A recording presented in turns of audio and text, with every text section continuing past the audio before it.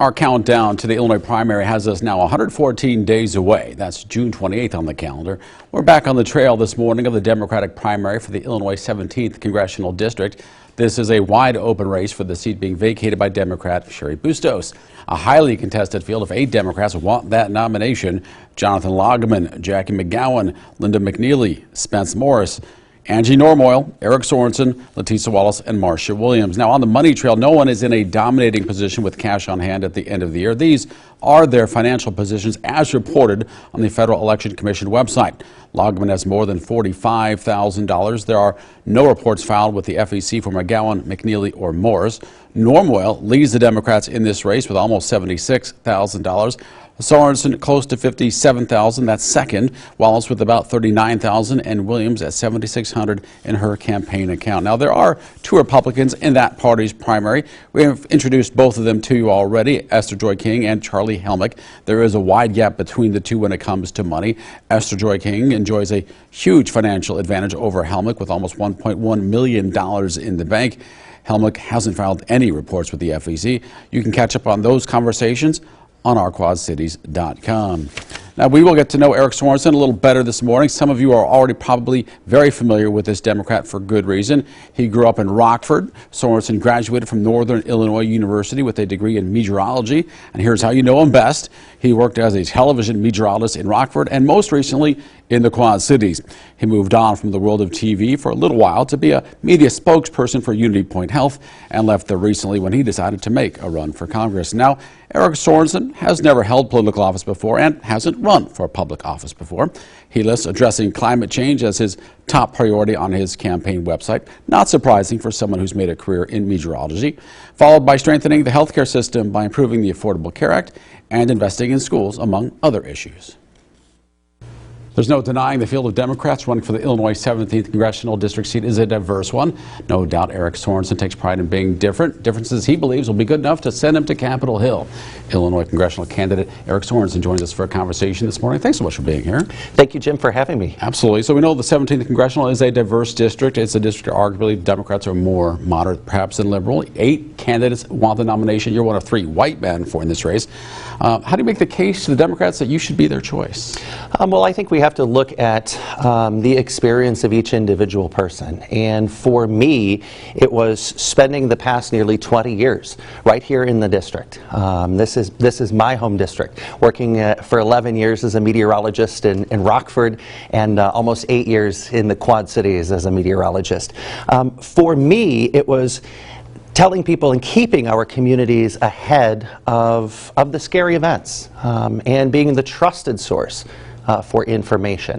And when we look at who needs to represent us in Congress, it's somebody that needs to have the trust of the people in the community before they go. And for me, it's making sure that we have someone that will stand with that foundation of science, but with the background of communication, being able to talk to everybody in the community, not just one group, but to be able to bridge the partisan divide.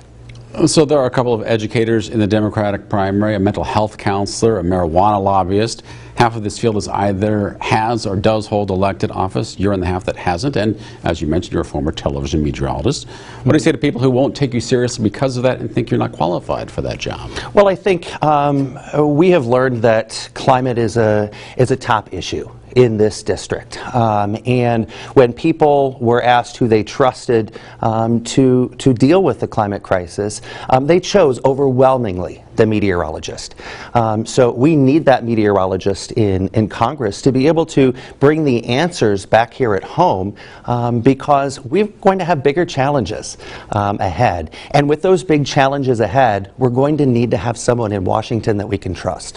What about just the fact that you haven't ran or held for any lower elected office before? What I think, Jim, is I've worked for the people. I didn't work for the TV station.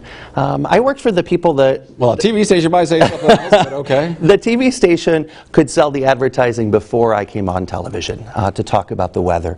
But it was the communities before the floods happened, before the tornadoes.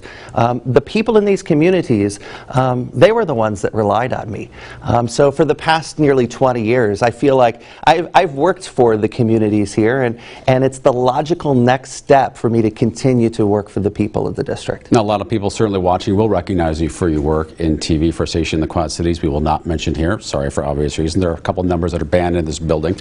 And in Rockford, of course, before that, where you came from, you could have certainly the most name and facial recognition for a large part of this district. And too bad you didn't work in Peoria. You'd have the trifecta. You also reported the second most campaign cash on hand to start the year. That's certainly assets, all these that could help you win the nomination. But let's say you do win the nomination. I would argue that Esther Joy King is the favorite in the Republican primary. No guarantees, but she is a juggernaut when it comes to fundraising. So how do you expect to compete financially with her if you both become the nominees? I think that's making the case. Making the case to the people here who is going to be the better choice. And to be able to communicate not just what our politics are, but what our values are. When we start speaking about the values that we have individually and families and in the communities that feel disconnected from Washington, it's going to be the choice of the person that they trust, the person that has been with them for years and years. And that's where there's going to be a clear difference. Let's take a quick break from our conversation with Eric Sorensen. Coming up, climate control, how this Democrat balances his priorities with spending, where the renewable fuel standard fits into the equation. For the record.